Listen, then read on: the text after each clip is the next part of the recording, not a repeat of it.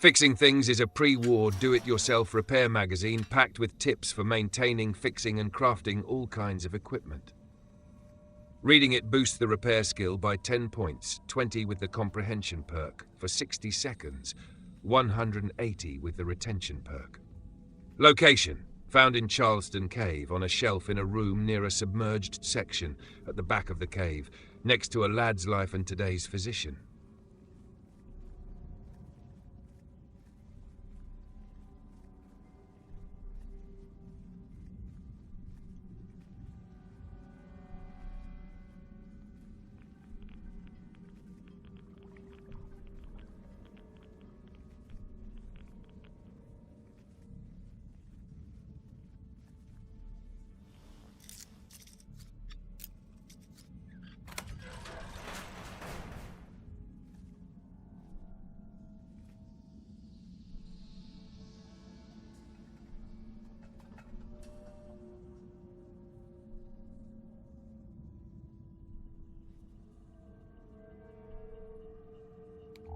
Pip-Boy lights on.